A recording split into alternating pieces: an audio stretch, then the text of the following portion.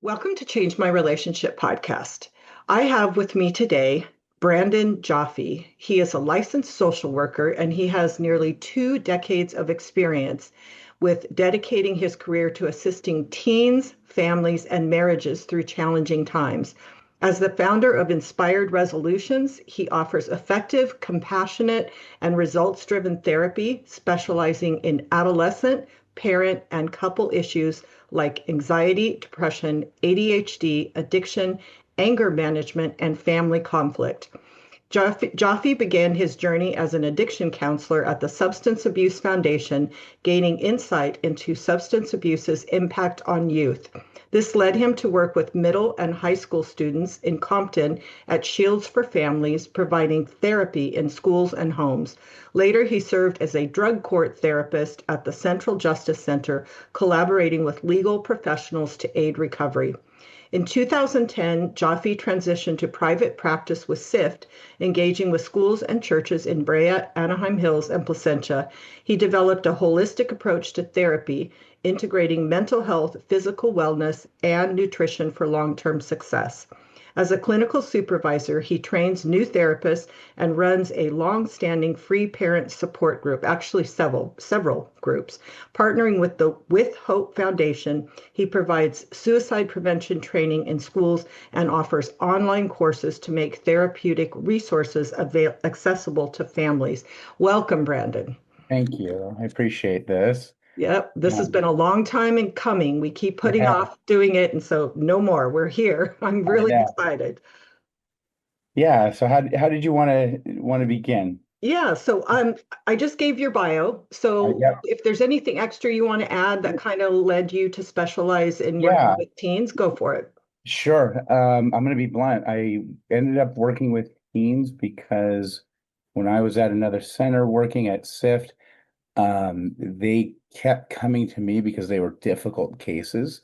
Mhm. And I think that we're trained in our therapy school, so to speak, to follow this line of you treat the child, you treat the child. And even though we have all these holistic theories for therapy, I don't think we're doing a good job of treating teens because we're so obsessed with do they have a diagnosis? How can we make them not depressed? Instead of really accessing and intervening in their life as a whole. And that's not just the family, there's a lot of parts to a teen's life. So I'm trying to change that up and I'm trying to train everybody under me to take a look at teen mental health a little bit differently in that way. Great. And that's why I wanted to talk to you because I know you have kind of a different approach. And I Hmm. know for me, when I was a therapist, I did work with like working in the office. I would say to parents when they had teen trouble, it's like kind of, don't expect quick fixes. Yeah. You're in this for the long haul, but it always has this feeling of just being, oh, what am I getting into? And Yes. so, Parents come in with teens and they tell me they're defiant, they're depressed, they're anxious, they're not doing schoolwork, their motivation is terrible. So I need you to see them. And I always have the parents come in at the intake. yeah, And one of the messages I give a chaotic home or parents who have a chaotic home with teens is we can't get quick fixes with your child, but if you pay attention and you participate starting now, we can eliminate at least 50% of the chaos going on in your home. So I agree. If a child has depression, anxiety, or maybe they have nothing, they're in the beginning of their identity building, and the parents forget that they are in towards the end, in the middle of their identity. They have a hopefully secure identity. And so there's two things we work on here. Number one is reducing chaos in the home, reducing friction, strengthening the relationships, and that you can get very quick results with. And then it's treating the mental health issues and some of the things that I mean, the that developmental stage is kind of a diagnosis in and of itself, right? yeah. We know how they act. Their frontal lobe isn't totally connected and they're impulsive by nature and they're figuring out their identity. And so it's interesting because it's not just because mental health takes a long time. It's they're in the beginning of their story and their journey. And I really try to get parents to understand that you have two goals. You want to support your child in mental health. Yeah. You also want to make sure that you're doing healthy relationship tactics so that the chaos, the friction, the resentment, the anger can reduce fairly quickly. Wow, that's profound in when you think about that. So, and I what that does is I like that because it gives parents something that they can actually control and Mhm. work on, Yeah. which is part of what I teach. Like, change yourself, not them. It's like focus on yourself. What can you change to make your whole family like less chaotic in your relationship? That's awesome. So does that kind of answer the question? What is your philosophy when dealing with teens and how is it different than other Yeah. therapists? Or do you want to add something to that? Yeah, that's the beginning of it. And just to feed off of we all say, we preach, oh, you can only control yourself. Oh, you can only control yourself. But parents don't act that way. Because they're That's pretty true. sure that they can figure out a way to control their child who is struggling, and they repeat themselves and repeat themselves. But I can control myself, I can focus on my own progress, but I can influence my child. And so I think that the whole philosophy of therapy here at Inspired Resolutions is kind of rooted in solution-focused therapy. People, it's a brief therapy. A lot of people discount it as long-term therapy, but as a foundation, it's pretty brilliant because it gets you to focus on the things that you can control and the things that you can't control. Basically, the foundation of solution-focused therapy is figuring out what works so that you can build on it. And I love that as a philosophy because the first step is to get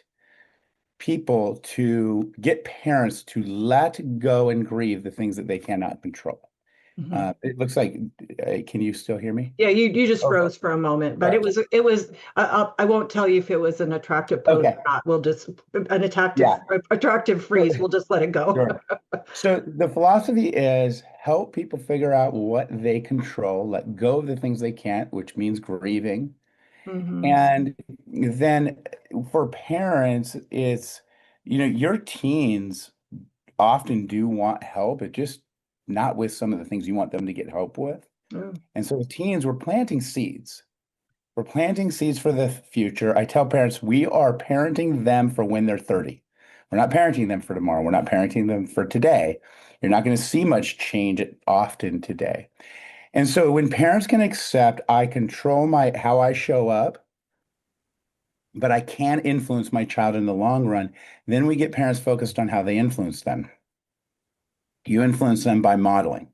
Hmm. You influence them by the lessons that you teach, by the boundaries that you hold.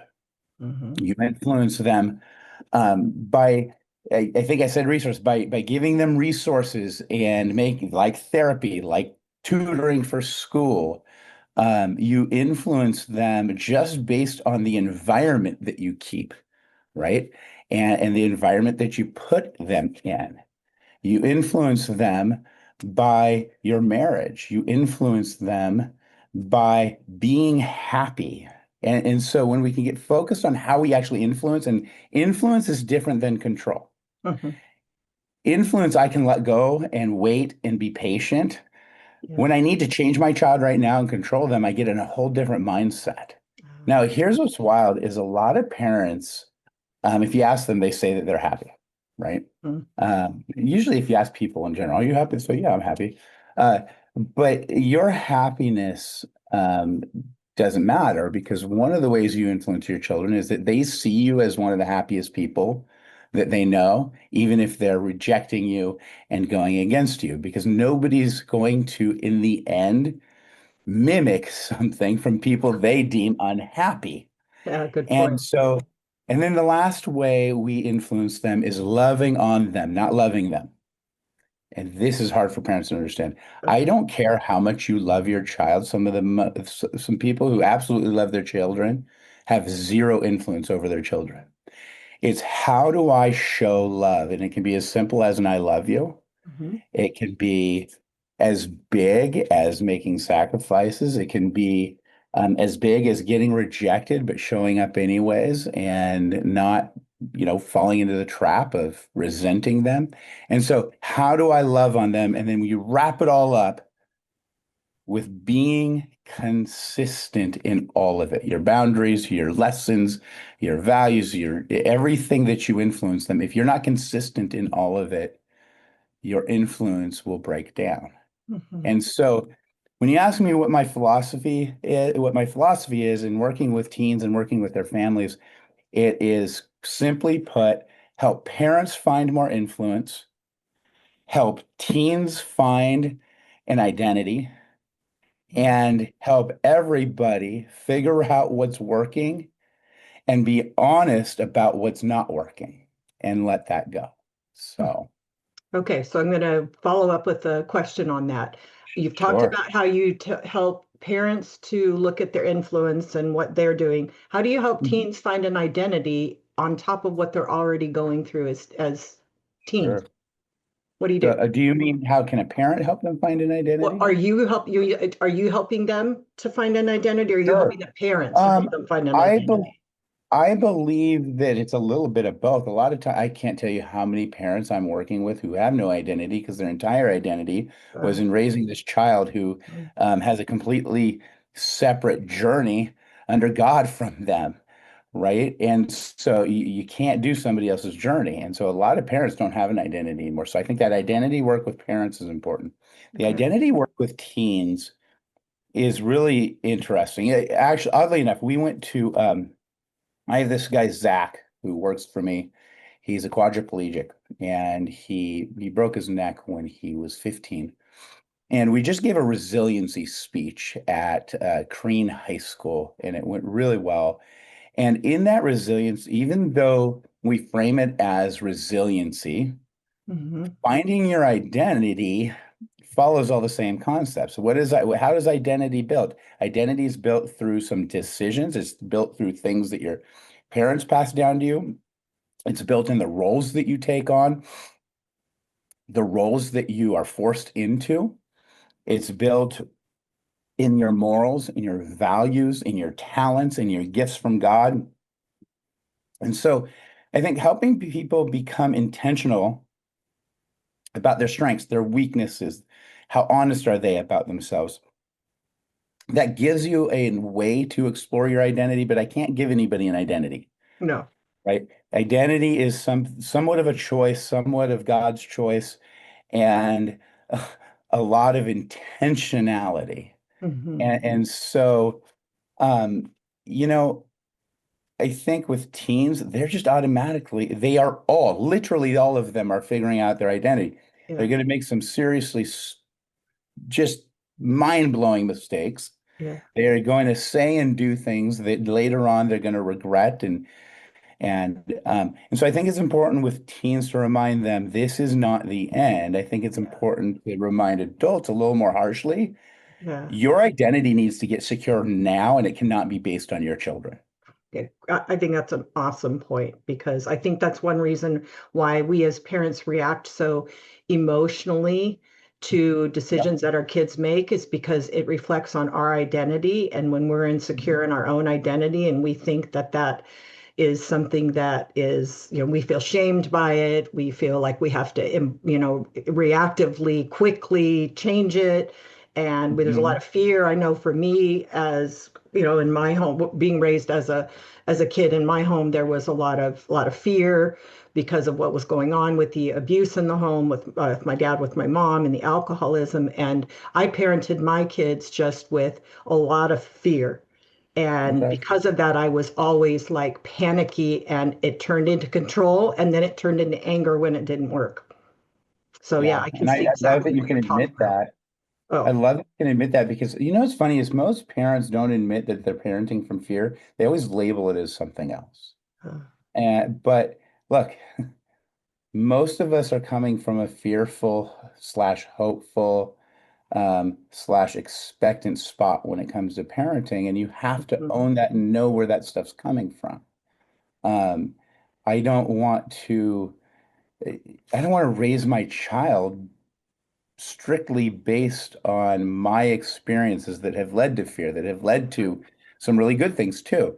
And so there's a balance in that. So I would actually say that acknowledge your fears because your systems that you grew up in uh, are more likely to touch your children. So I can be aware if I grew up in an alcoholic and abusive home, that's going to dictate some of my parenting, but it cannot dictate most of it or all of it. It's got to be something I acknowledge. Hmm. It's something that I want to bring up, have discussions about. Yeah. And then I want to hold myself accountable because if I'm so fearful for my child to go out in the world because I grew up in an alcoholic home, my child isn't an alcoholic. My child doesn't have these problems. And so we want to be present with who they are and what they're struggling with or Yeah. not struggling with, while kind of keeping in the back of my mind, okay, are there signs? I mean, I know you're an expert in abusive and alcoholic homes, whether you realize it or not. Therefore, if it comes up, boom, it's go time for you because you hopefully know what to do. You know how to talk about it. You know how to walk Mhm. alongside it. But if that go time never comes because it's not a part of your child's journey, you got to let it go. Well, and it was even more than that too. It was the fact that because of that home, when I wasn't prepared, I kind of felt like I was on my own, as a lot of kids do in alcoholic homes because there's so much going on. So Sure. I felt like I had to navigate the world on my own and figure out how to handle peer pressure and how to handle life and relationships. And so I just had this fear-based thing of I'm going to give my kids everything they need before they need it. I'm going to make sure that they're not without. And then that ended up just being way too much control from fear. And so it was really deep in me. Wow. And it was not good. And I wish I would have realized it earlier. But yeah, I can totally see what you're talking about. It's just this is all powerful stuff. Whoever's listening to this more than once because I think there's just like the nuggets are already just like profound. You just said something that is really important. You wanted to make sure that they didn't go without. And sometimes that can be framed as I don't want my kids to suffer. I don't want them Yeah. to get hurt the way I did. And it is mind-blowing to me that we as parents, most parents don't realize when you spend most or even a lot of your energy trying to protect your children, two things happen. Number one, you fall into enabling traps Hmm. because you're protecting them. And then you fall into resentful controlling traps. So you do two things. You control over here because you want to make sure that nothing happens to them. You want to make sure they make the right choices. And then you get in the way again of their God-given journey. You don't let them fail. You don't let them learn the way that they should have been learning. And so the moment you enable out of fear, and enabling isn't always giving money to the addict. Sometimes enabling is getting your child up every single day for school because they won't get up. Yep. Sometimes enabling is having that nagging conversation with them because you want to make sure that they get it. We as humans do better in life when we fail while we have support as we pick ourselves up.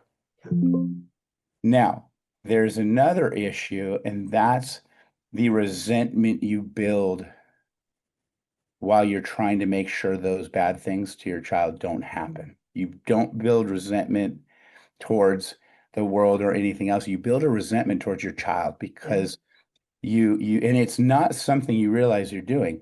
You're building a resentment because you're giving them your all. You're giving them everything you have to give and then some, and then you're sacrificing, and then you're sacrificing some more, and then you're just trying to get them to get it, and then you're ruining your marriage, you're foregoing your friendships, you're not exercising as much. And so then you begin to give so much of yourself that even if don't realize it, you begin to resent your child.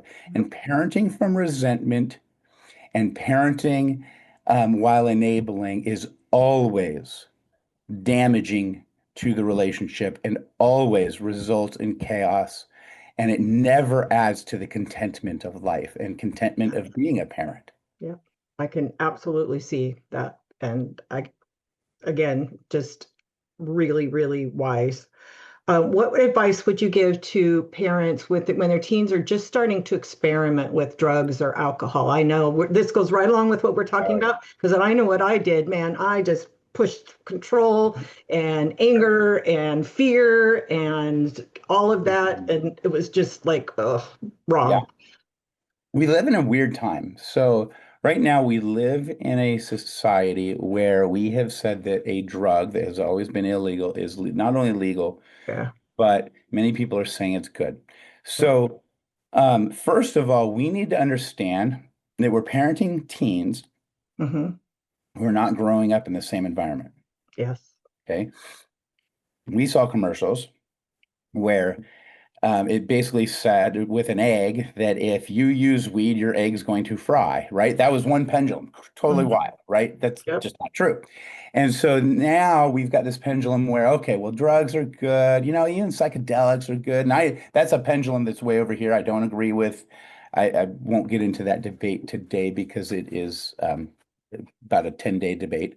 But here's the thing. First, as parents, we want to know that they're living in a different time, and debating and arguing with them is not going to go anywhere. Sure, make your comment, give them your wisdom and the truth once, Mm-hmm. Once. and then set boundaries. It doesn't need to be anger. You don't need to be yelling, chasing them down. Now, I don't want weed in my home. I don't care if you're 55. I don't care if you're Mm-hmm. 15. Weed's not coming in my home. I'll keep it out. If I suspect at any point that my child or somebody else is bringing it in, I'm going to check. That might mean checking backpacks, rooms, whatever it might be. Throwing I'm it being out. very logical about it. Throw it out when you find I'll it. throw it out. Yeah. Okay. I'm certainly not going to sell it. Okay. That doesn't Well, go along with, some parents have a hard time with that. you know what?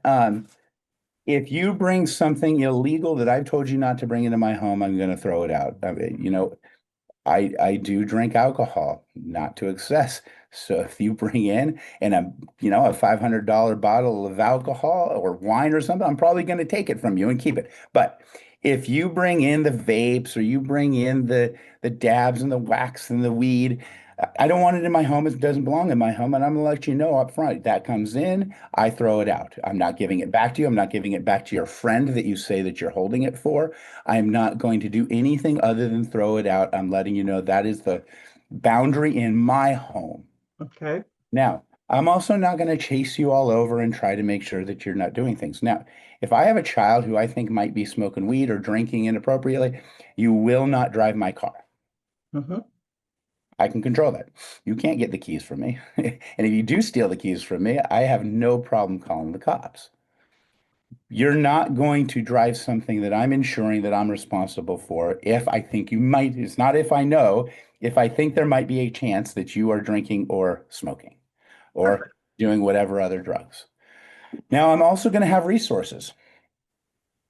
If my child makes a bunch of mistakes, I have a fund already. I am going to provide mental health, whether that means addiction help or whatever. Now, I'm not going to leverage my house. I'm not going to go into, and I know you asked about experimenting, but I might as well just Yeah, lay it go out. for it. I will have a fund for mental health, which includes if my child has addiction issues. Okay. But what I'm not going to do is leverage my house, sacrifice my career, sacrifice my marriage, or anything else. I will give you appropriate resources. I will give what I have to give in a healthful way. And that's what's hard. Am I going to condone you experimenting?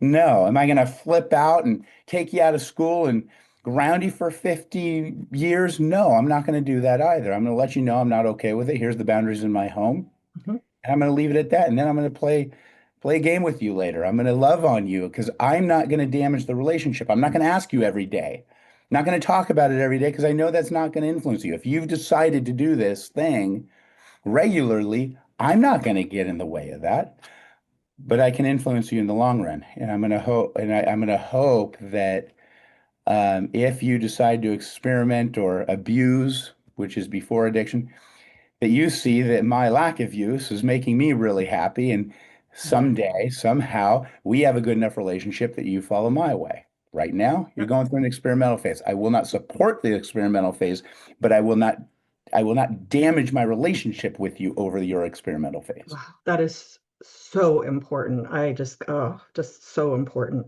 How should parents respond to disrespect? with a lot of yelling and disrespect back at them, and Because that yell, controls it. tell them never ever disrespect me again. Disrespect is a funny thing. For years, when parents bring this in all the time, and so for years, I would ask parents, "What do you mean by disrespect?" Exactly. And the response would always be, "Well, everybody knows what disrespect is." And so I haven't done this in a while because just a lot of people coming into me already kind of know what I'm about. But I used to do this thing where I'd give each parent and the children a piece of paper and I'd ask them to write out what disrespect is. I like that. And what would happen is they would never say the same things. Hmm. Now, what I found in all those years is that parents pretty much mean have a happy spirit when I want you to have a happy spirit. Don't roll your eyes at me. Have a smile when I want you to smile. For some parents, it's don't cuss, don't yell. So it's all over the place. But And we do what I pretty say.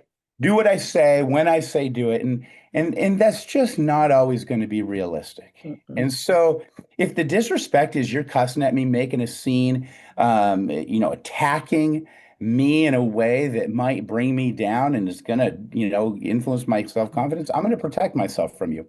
I might not be around you that day. I might not want to give you that ride I was going to give you today because again, boundaries are about protecting myself, Yep. not influencing you.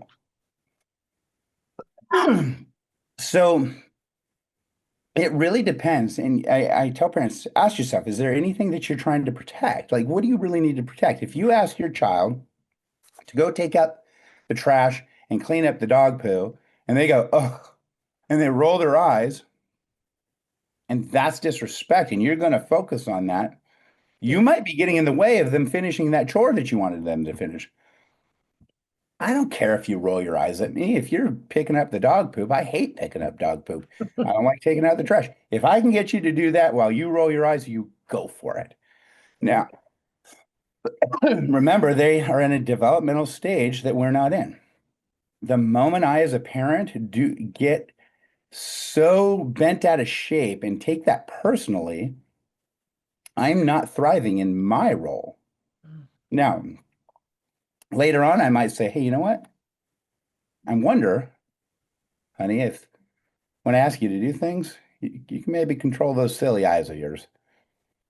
If not, that's fine. But I mean, how do you feel? Say something real quick. And they say something, right? It doesn't feel good. Sorry. So teaching a lesson doesn't mean you have to implement a boundary. It doesn't mean you have to take it personally. It doesn't mean that you have to go all nuts about it. Yeah. My daughter's only 7, but the other day, she kind of was being not difficult because she was doing what I asked, but she had that classic attitude.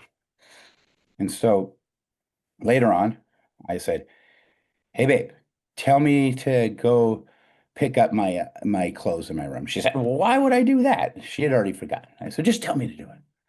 And then she did it because we play lots of games, and I went and I acted like her. Hmm. She starts laughing, and we're having fun with it. But I got my message across. Hmm. And so what I noticed very instantly, the next time I asked her to do something similar, she dramatized the little inaction, but she didn't have an attitude, right? It was fun. It was a bonding experience, but I know I got my message across. Yeah. And so sometimes we got to remember we're the planters of seeds. Mm. It's going to grow on God's time. Yeah. So how can we, in the most influential way in the long run, plant a seed? Yeah. I guarantee, because I was so silly with it, she's going to remember Hmm. my pretending like I was annoyed to go pick something up. Yeah. Had I yelled at her, had I said, you're being disrespectful, then she's only going to experience that and it's going to influence her. She's not going to remember it. And she's also not going to go clean her room because then it's going to be an argument about whether she's disrespectful or not. Sure. She Yeah. won't do it. And so I think we've got to pick and choose, Yeah. you know, and it's not pick your battles. It's decide who you want to be and how important this moment is Yeah. for what responds. I mean, we can respond to everything, but how are you going to respond? It's no skin off my back that she was a little grumpy when she went and picked up what I was asking her to pick up. Yeah. And so, how many of these moments of disrespect can we turn into a bonding moment on our end, or just turn it into a moment that gets lost with time? And I think that what I've noticed is, and I know I can look back on my own because I had three girls, so there was a Mhm, lot of emotions in our mhm. home. But I think that line between what was just emotional because they are emotional, and what was disrespectful was just always kind of difficult Hard. to find because what was it attitude? Was it disrespectful? Was it just emotion? Was it the response to some of the tension in the home and the Right. dysfunctional stuff that we had, but making it a just labeling it all disrespect causes nothing to me but more turmoil. I agree. I'm Yeah. gonna I'm gonna give you three questions parents can ask themselves so they don't fall into that trap. Number one, what am I modeling right now? Because is it more important to focus on their disrespect or how you show up when you're disrespected? See, I believe that parenting is what's called a legacy relationship. We are giving more than we will ever get, and that's what we have to remember. We're Mm, giving more love, more resources. It's just we're passing on finances, we're passing things on. So that's a legacy moment. If my child, when they're disrespectful, experiences a strong but respectful father every single time, that's going to influence them in the long run, right? I mean, how good would it be to model 100 times in a row for our kids how we want them to show up when somebody disrespects them, right? So, what am I modeling right now? What do I actually control in this moment? You don't control their eyeballs and if they roll them. So, stop trying. And am I stepping into an insanity loop? Okay.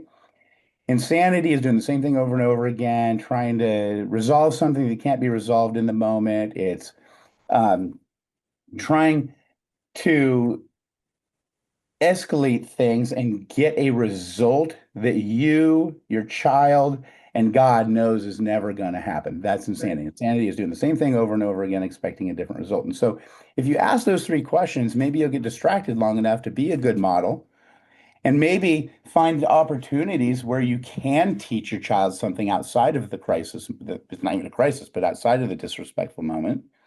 Mhm. And then you reduce the chaos in your home because you aren't participating in insanity. Exactly. So simple and yet Mhm. so hard. It is hard. It's our ego that makes it hard. It does, absolutely. How involved should parents be with their kids' homework, especially as they get into high school? Hmm. Okay, so that's another interesting one. Depending on the school your child's going to, um, the homework culture Mhm. mentality is not the same as when we were growing up. So, and I say that I'll come back to the question. I say that because parents are constantly asking me about motivation for school, and kids are failing in the middle of the semester. And the truth is, right now, especially with a lot of the public schools around here, anyway, what's happening is kids don't have to do their homework. They can be failing in the middle of the semester, and then they can turn everything in and get A's by the end of the semester. You don't have to be on time. There's just a culture shift. I'm not saying it's right, not saying it's wrong. I'm sure Mhm. everybody, including me, has their opinions about it, but it's irrelevant because unless you want to change things on a macro level, it is what it is. Okay. Okay. Now, I am dealing with a lot of parents who are very resentful of that culture shift, and Mhm. they're taking it out on their kids. And so what's happening is I just said this to somebody recently. They said, well, my child's not going to learn to work hard in the future, blah, blah, blah, blah, blah. And I agree. Again, I agree with these. But and I said, well, your child's living in a world and a system where they don't have to do the work until the very end, and they can only do half of it and get straight A's. So, Yeah. and they said, well, I can't accept that. And I said, well, let me ask you this. Are you self-employed or are you employed? And they were employed, and I knew they were employed. And I said, If your boss said you can come in the last week of the month, skip the first 3 weeks, and do half of the work that you were going to do with half the effort, and we'll pay you the same, would you do it? They went, all right, I get you. And so now, having said that, I'm going to say you have to have the right mentality if you're going to help your kids with their homework. I don't care how much help they need, how much you're willing to give. Do not sacrifice a relationship. Do not let your own thinking on how things should be get in the way. Be honest about the system that they're doing homework in, the expectations that the school has, and give the help that they are willing to accept. Now, that's important. I have parents who will spend all night giving their kids help, resenting it, and their kids never wanted the help. Hmm. And they're like, well, if I didn't give the help, they wouldn't graduate. Okay. Yeah. If they're not going to graduate, they're not, then you're graduating, not them. So I don't know what to tell you. Yeah. I apologize. So here's the thing. Parents should not give more than they have to give with studying, Okay. and they need to make sure they're not crossing into an enabling line. I can't define that for you. Yeah. Enabling is giving and helping to the point that there's a cost to you and a cost to that person. Hmm. So if you're getting in the way of their learning, if you're getting in the way of them failing, you're giving too much. Yeah. Yeah. If they can't do it without you on a regular basis, you're giving too much. Exactly. And that's going to all crash right after high school's over. Right. So it's a hard one because parents go, well, let's just get them through high school right now. And that's just not a healthy way to look at it. That's not we have a whole bunch of people, as we know in society right now, graduating high school who shouldn't have graduated high school. Now, again, that's another culture societal Yeah. Yeah. problem.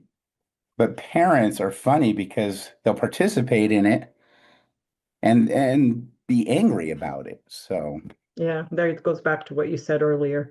Okay, so teens mentioning suicide. You mentioned that you do a lot of volunteer work with Hope, which is a mhm, suicide prevention nonprofit around here in Orange County, California. Uh, how should they respond, and how do you know when it's at a crisis point? mhm. Okay. This is going to be a really simple and very short answer. If your child says that they are going to commit suicide, you believe them, you call the cops, or you take them to an emergency room. No ifs, ands, or buts about it. Do not ask more questions. Do not try to figure it out. Do not call their therapist.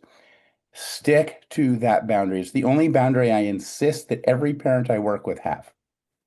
Here's why.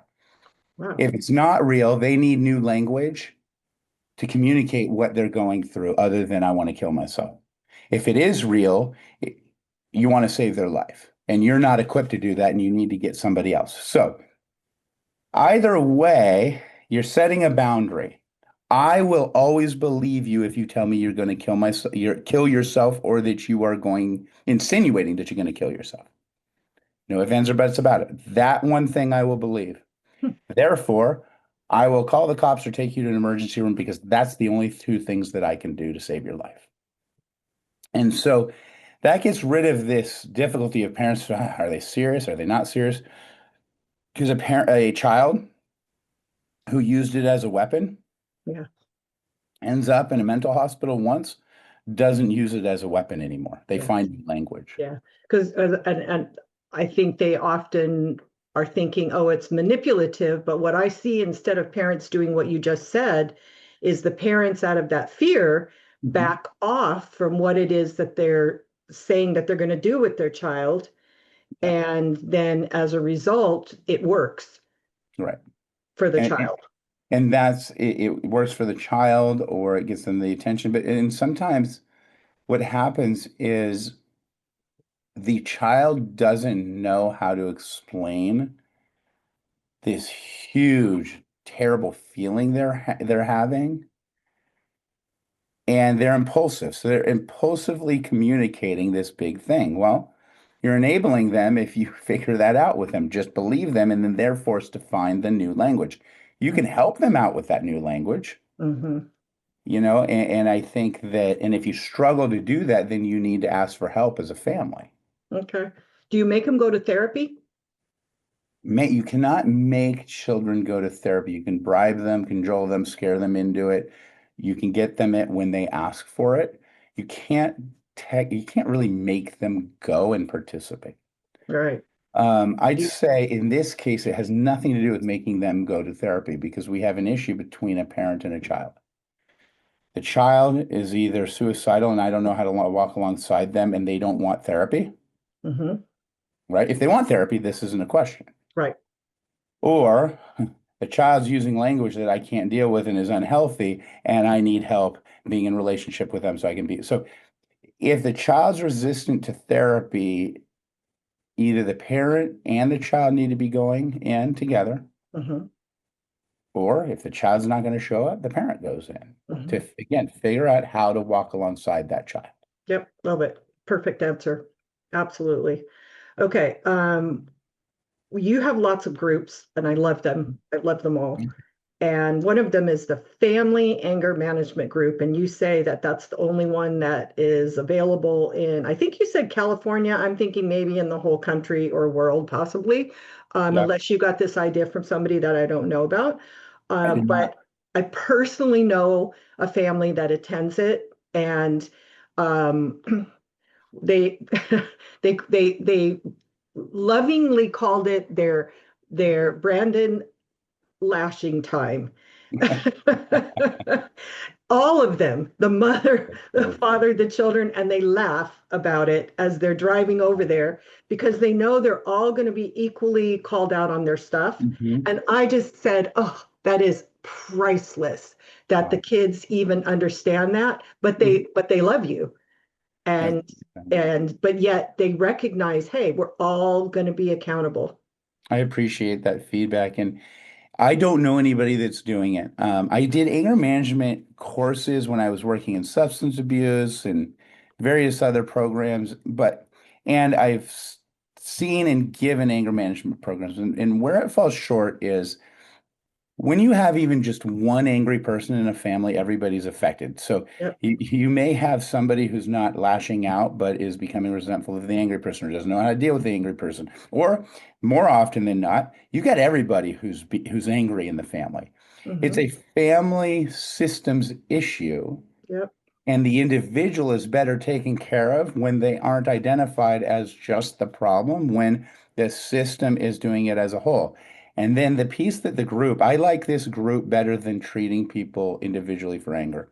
Hmm. And the reason is when you realize you are not alone in this anger problem, and you hear stories that are just like your family, it's so nice. It's like, you become more willing and able to make changes. And then there's accountability of the families and the parents. Yep. And then what's beautiful is somebody other than your parent when you're a teen or a child, we have younger than teens in there. Another adult will often reach out to you and give you little pieces of advice and praise you and Mm. say, hey, I know what you're going through. And that dynamic has been one of the most magical dynamics I've ever seen in therapy. And so look, I am very careful about who I let into the group. I'm not letting like court ordered, you know, Abusers. abusers in. But it's wild how powerful it is to bring adults and kids into the same room over anger management. Hmm. And I think most people are really scared to do that because they don't understand, number one, how to tell who belongs in the group.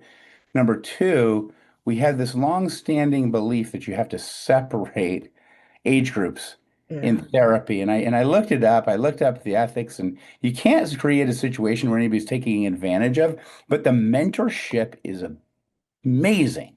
Yeah. And so it's probably my favorite. And it's every other week. I hope eventually we have enough people to do it every week, like two groups do it every week. The reason it's every other week is because it's a family group, and I don't want them obsessed every week on this stuff. I Yeah. want them to have a life Um, Yeah. but it's been going on for several years now, and it's one of my favorite times of the week. I love it. And you say you do it this, I've got all the cards here that Yeah. I have. I don't know if you can see them in my camera. They're like Yeah, flashing there we on go. there. Yes, yes, Um, that's it. it's on Zoom too. So people that We are, can, yes, I have a really cool little system where we can telehealth people in to be a part of it. yeah, wow, So that is like, I'm hoping that you're going to get so full that you're not only going to need to do it every week, that you're going to have a waiting list and you're going to need to do it more than every week. thank you. So I absolutely love it. The concept is amazing.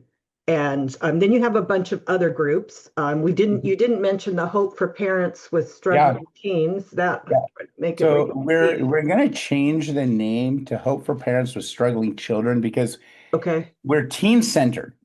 But we have parents with preteens and parents with 20-something-year-olds, and they all connect. And so it is Hope for Parents of Struggling Teens, but don't get put off if you have a younger child or an older child. Okay. It's been a group, I've been running that group for over 17 years. It started with my work with the With Hope Foundation. And then recently, literally this week, I created an online community. So before COVID, we used to have about 60 people who would come, 65 people who would come. There'd be standing room only, everybody Okay. discussing and doing this free, it's a free support group. And through COVID, we lost that in-person piece. So it's via Zoom, but I created a community that is free for people to sign up for. And I post in it every day, and Hmm. you can talk to each other, you can DM each other. And so I'm really Perfect. trying to build that community, and I'll send you the link. Okay. But it's so the goal is you can, if you're a part of the community, you can log into the group each week.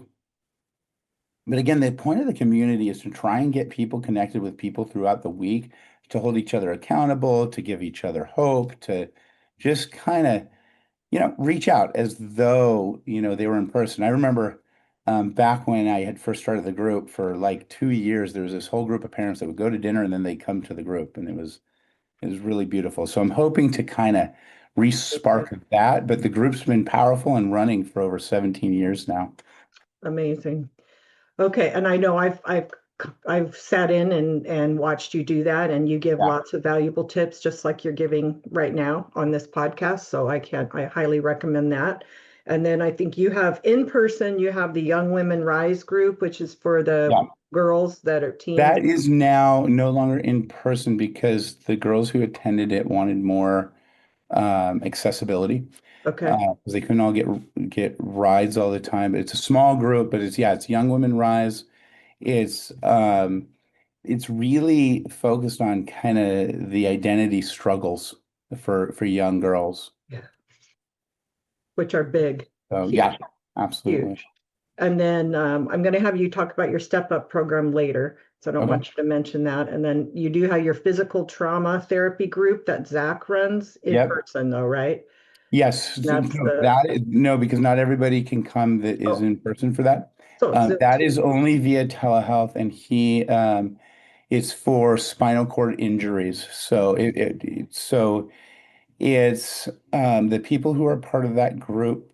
I believe they are all spinal cord injuries, but they're like him in chairs, lack of mobility. So it's not for people who, let's say, I don't know, hurt a shoulder Yeah, or okay. So it, it's got to it be a major spinal yeah. cord injury where you've And got paralysis and limited exactly. mobility and Yeah. And major and effect. and and again, that's another group that we haven't been able to find around here at all. Yeah, So yeah. Oh, now that's that is a paid group, okay. and but we also do for that group, for a lot of people we can find insurance and stuff.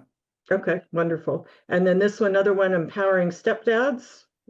That one's the, Yeah, so right now that one's on hiatus. For a while we okay. had a stepdad group because we had a group of stepdads, and we're willing to start it again.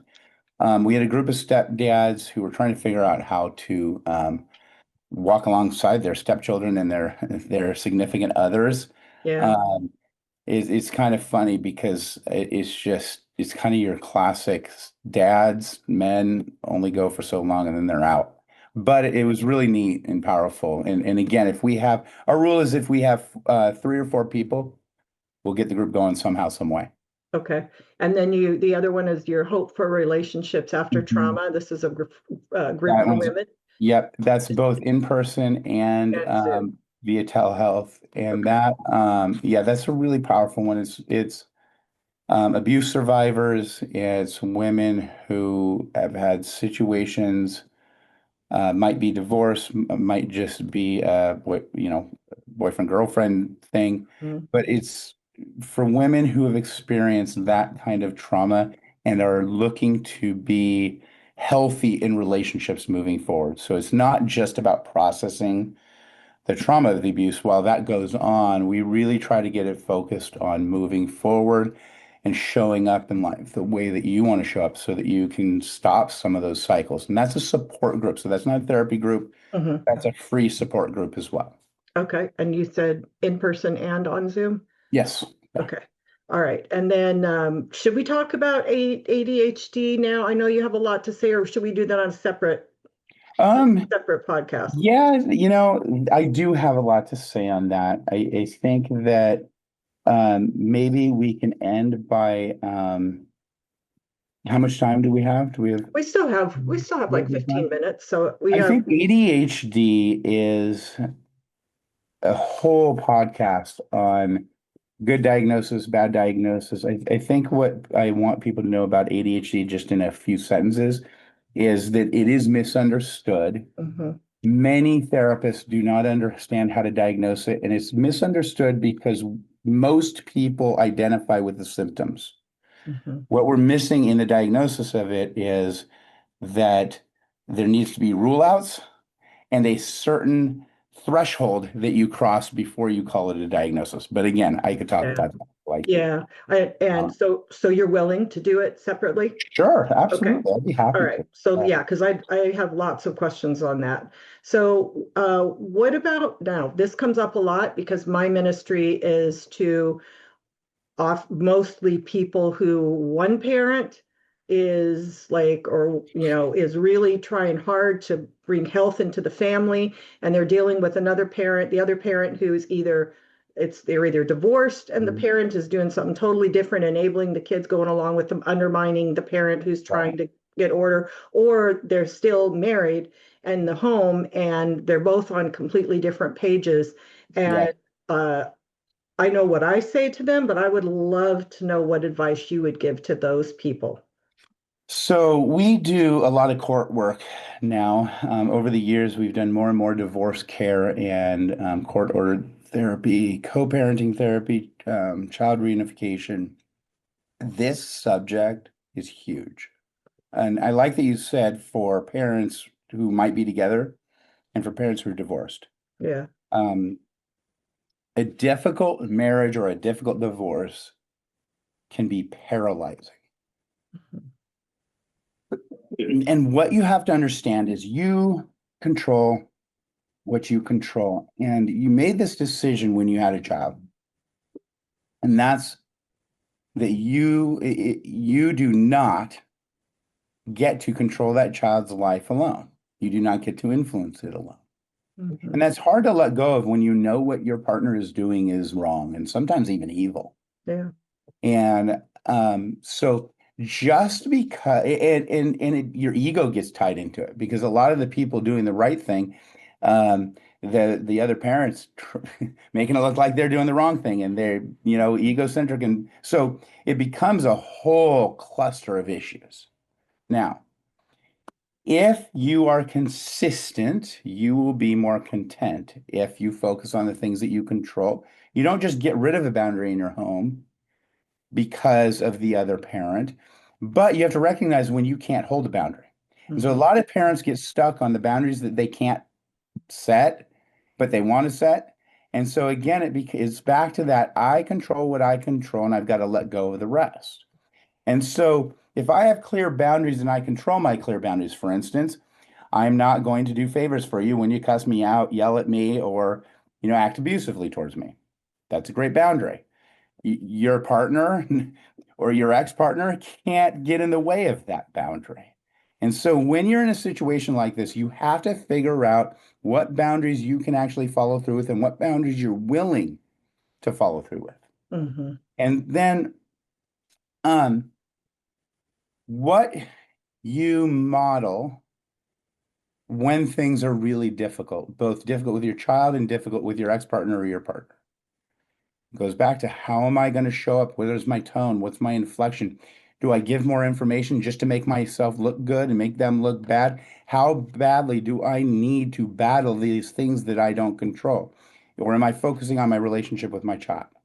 And so Mm-hmm. it's really interesting because over the years, I've noticed that children will usually, not always, usually be drawn to the parent who has the structure, the boundaries, but not the anger and not the frustration over the things that they don't control. Okay. Okay. The Disneyland dad or mom or whatever that is, and they'll get some power for a while. It doesn't last though, because they can't maintain that facade. And that's not comfort. That's fun. That's not something that a relationship is built around. It's a partial relationship. And so a lot of times parents ruin their relationship with their children out of fear of not controlling the things that they want to control, Mm-hmm. rather than focusing on the relationship, focusing on setting boundaries where they can, and grieving and letting go of the rest. And so do not get pulled into the conflict. Do not engage in the chaos. Remember to put the relationship first.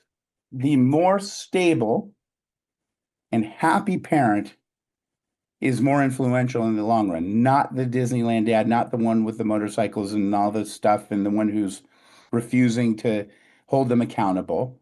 And Mm-hmm. I'm not saying that never happens, Right. but when you are really happy, stable, consistent, balanced structure with fun, we as humans, by and large, are attracted to that. Yeah. When you're angry and resentful and you're the structured one, you're totally messing yourself up.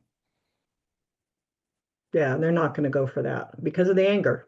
Right. And then the parent blames it on the other parent.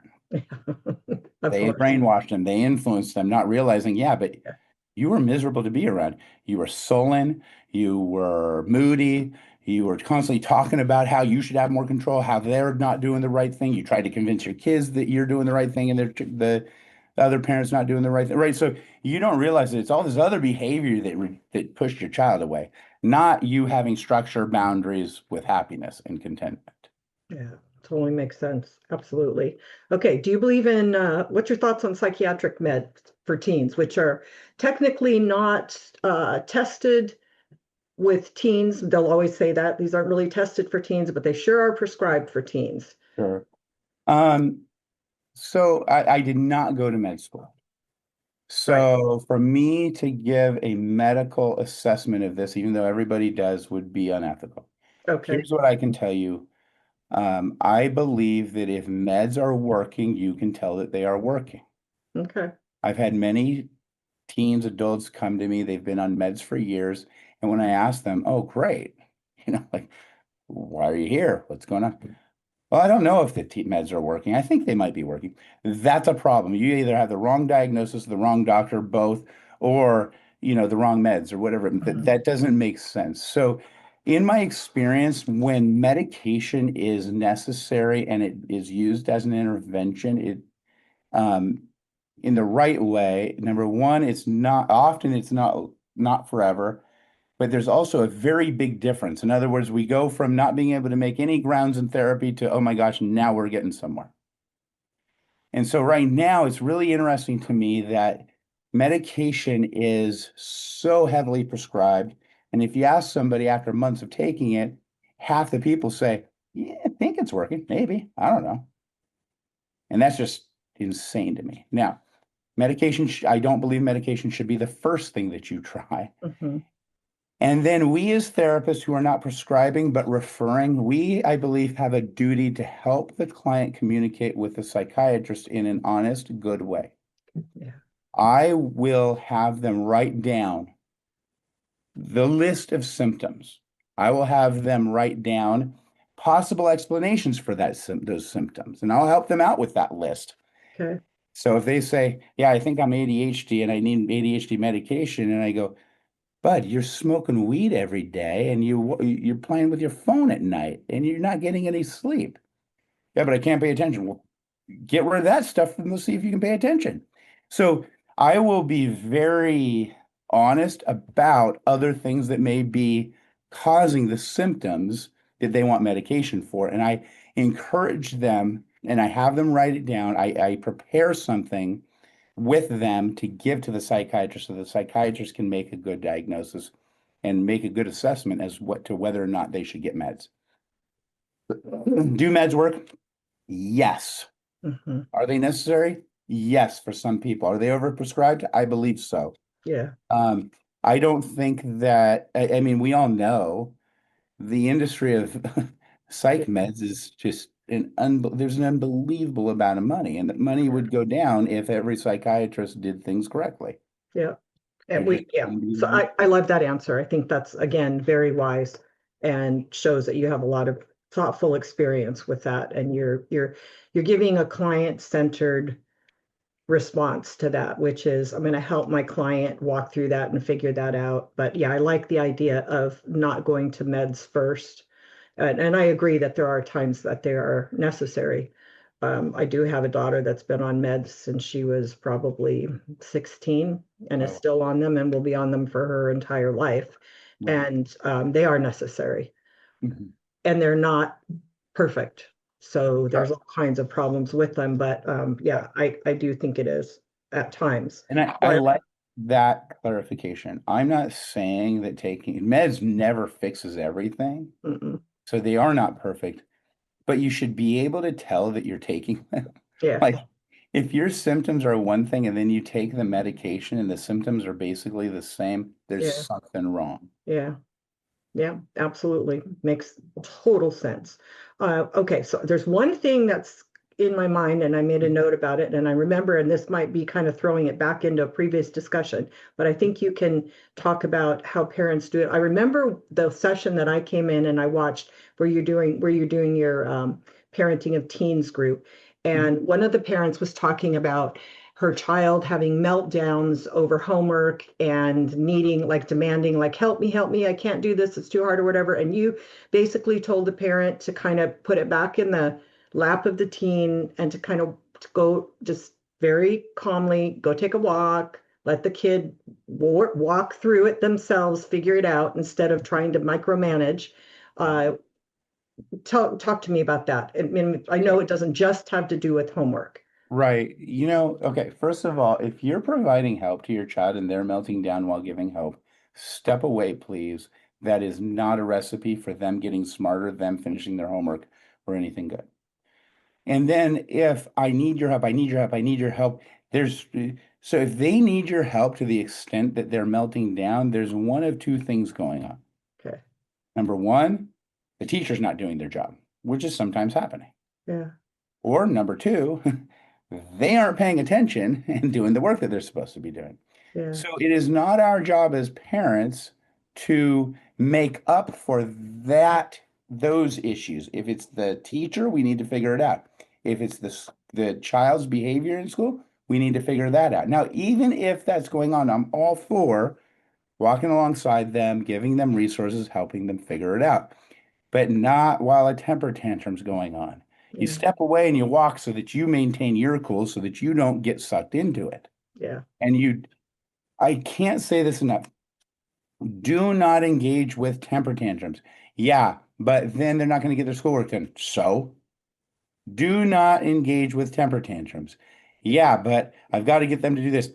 So, and so if you just chose to not engage with temper tantrums, you are holding your child accountable, but you're not taking away yourself as a resource. Hey, I'll sit and study these math concepts that we both don't understand. I'm willing to help you walk through this. Let's use ChatGPT to figure out what was supposed to be taught together. I hate you. You're wrong. You don't know what you're talking about. I'm gonna let you do this on your own. I love you. And Mhm. you step away. Yeah. because it's now you don't have control now, Hmm. and your child's choosing to reject help or choosing to accept help in a healthy way. And they're super emotional, so they're in their lower brain and they can't be receptive. And if Right. you standing there is triggering for whatever reason, I'm not blaming it on the parent, the child to respond in this way to try to get your help, it isn't, you're not going to be able to give your help to that child in that lower brain temper tantrum Exactly. reaction. So you got to calm it down. And the simplest way is not by, you Exactly. don't argue with somebody who's in their lower brain and in the middle of a temper tantrum. You don't logically reason with them.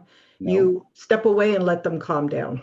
absolutely. Yeah. And that is hard to do because your child might not choose to calm down in time to get their homework done, Yeah. which goes back to we have to be willing to walk alongside our children as they fail. That is not letting them fail. Yeah. I No. didn't let you fail. I didn't cause you to fail. You chose to fail, and I'm not going to abandon the relationship and make our relationship all about your failure, but I'll Yeah. love you through it. Yeah. Absolutely. So wonderful. Okay. So let's talk about your, what do you call it? The step, I pushed my card away to the wrong place. Oh, the step up group? Is that what Yes, you're talking step about? up group, because you told me about that last time I saw you Yes. and I really like it. So our step up program is it's pretty simple. I believe that there's this huge gap between an IOP Hmm. and just normal mental health care with a therapist. And so we're trying to bridge that gap. We are bridging the gap. And so the way we do that, it's more intensive care that does not cost $10,000 a day. It is reasonable. And the way, so we're getting the more intensive care because we do the individual work, we add the family work if that's appropriate, Okay. any groups that they might need to be in on. And then we have 3 phone calls a day with a different therapist, and we call them accountability phone calls. The reason we call them accountability phone calls is because we're not doing therapy, they're only 5 minutes. But the therapist is giving the questions to be asked for the Okay. accountability phone calls to the other therapist. And so you might only be doing 1 to 3 sessions a week and then 3 5-minute phone calls so you can still work, you can still go to school, you can still have a life, but you have a lot of points of contact therapeutically. And so it's that bridge of I'm not going to an IOP where I'm there all day long and I am constantly being therapized. Hmm. It's I'm getting a little more intense therapy, and then I'm getting points of contact because then I'm reminded, then I'm held accountable, then I might even be able to share or vent something that I wanted to vent real quick. And so it again, it becomes psychologically, it becomes something that feels like a really big program, but it doesn't cost as much and it's not as much of a time investment. And And now you're licensed in the state of California, right? correct. So you can do your therapy for individual therapy. You can do the groups for So states outside, yeah, for people outside, so right? yeah, if it's a free group, the parenting group, you can come from anywhere. So anybody can join the parenting group. You can't join the anger management group, but we have online anger management courses that are really powerful. They Okay. give at least similar information, and I actually load power clips that have to do with the information from the anger management courses. Okay. The young women's group, we keep it to California, not because we have to, because it's a support group, but just because we keep that very controlled because it's young teens. Okay. Um, and then the women's group, the trauma women's group, anybody can join it. Okay. And it's the one for the parent support of for their children, that one is for all over any state, Anybody. right? Yeah, we have people from everywhere because that isn't therapy, it's Yeah. psychoeducation and it's a support group. Okay. And you do have packages that you, or what you would call them, like study kind of things where they can go on and they can buy them and they get modules and they get Yeah, it's material and they get videos where you teach about, I know you have them about ADHD. What else do you have them for? You yeah. just said the So anger. yep, we have an anger management. We have several anger management ones. We have an overall one that's for the family group, kind of for the people in the family group. Then we have court ordered ones, 8 hour, 12 hour, 16 hour, that you can get a certification to show Good. to court. And then we have the Mastering ADHD course. The Mastering ADHD course is really good. No, whether you're seeing one of our therapists or another therapist, the family should go through it if you have an ADHD child. Okay. And it'll help you kind of just formulate. It's like going through therapy, but it's a course. Um, and so that's a tool that can be standalone or along with therapy. And then probably the most powerful thing for parents we have right now is two different boundaries courses. One is called Boundaries Before Breakdown, and the other is Faith Anchored Boundaries Before Breakdown. And boundaries is the thing that parents think they understand until they're working with us, and then they realize they had no clue. It Hmm. isn't punishment, it isn't reward, it isn't token economy. And so this boundaries course is everybody who's taken it who goes, oh my gosh, I feel like that's a year's worth of information. I can't believe it. So they love it. Excuse me. The boundaries faith anchored course ties it all in because everything that we teach clinically is totally in alignment with biblical truth, which is Yeah, wild. Whether you're a believer or not, it's really absolutely. kind of wild. And Yeah. so both courses are very powerful. Hmm. And again, it's meant to be used either alone or along in parenting therapy. Yeah. Okay. So I have to ask you because I know everybody's watching and they're listening. Not, do you have a cold or do you have allergies? Because this is allergy You know season. what? It is such bad allergies, and I turned off this fan because it is blowing on me, and I wasn't coughing. It's like I get on a podcast, and my central nervous system says, "I'm going to make you tickle in your throat." So I Plus, apologize.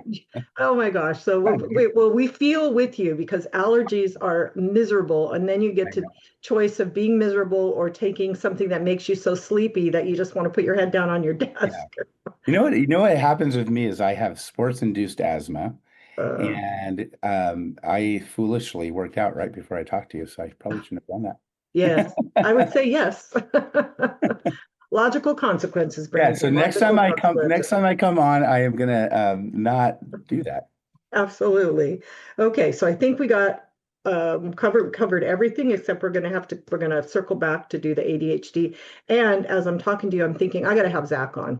I'm gonna have Yeah, Zach on to talk to please. him about his resilience speech that you just Yeah. gave to the high school and also just his insights about living with a spinal cord injury and everything. I'm just really I think that'd be an awesome pod. Yeah, he would love that. And he's yeah, he's a great guest. He's been on several podcasts and he's changing a lot of lives with this resiliency speech that we're doing. Wonderful. So how can people find you? Well, you can go to inspiredresolutionscounseling.com. Okay. You can go to inspiredresolutionscourses.com for the courses. And then we have Facebook, Instagram. I think we have TikTok. I don't manage my social Okay. media.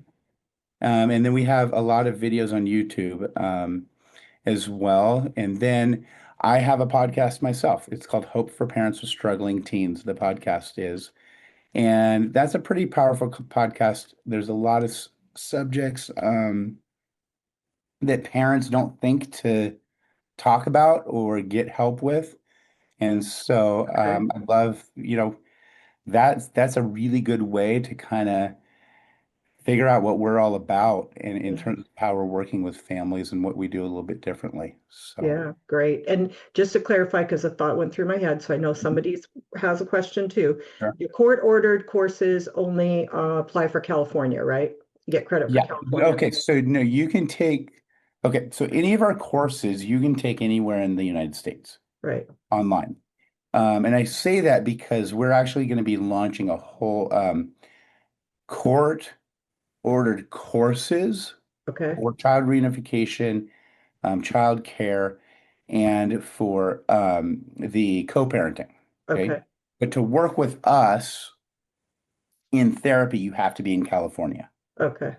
Yeah. But will you get credit from the court for taking the course if you're out of state, or does it have to be? Yeah. So depending on your court order, Okay. that's like the divorce court world is probably another 10 podcasts for us to talk about Okay. it. Yes, I know.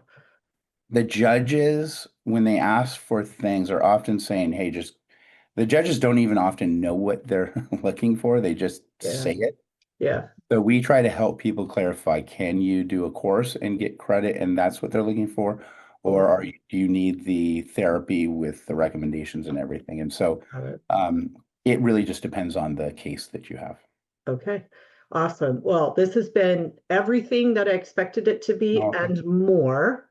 thank you. I And as we're appreciate doing that. this, I'm thinking, okay, Brandon, you could write a blog on this. You could take the transcript of the podcast and put it into a blog. It's just like so information packed. So I really appreciate you being here today. Thank My you so pleasure. much. Yeah. And, I've always been one of your ardent supporters, and Yep. I'm just And me to thrilled, you. So yeah, I thrilled to love see. anytime we can join together. So Yeah. So, all thank right.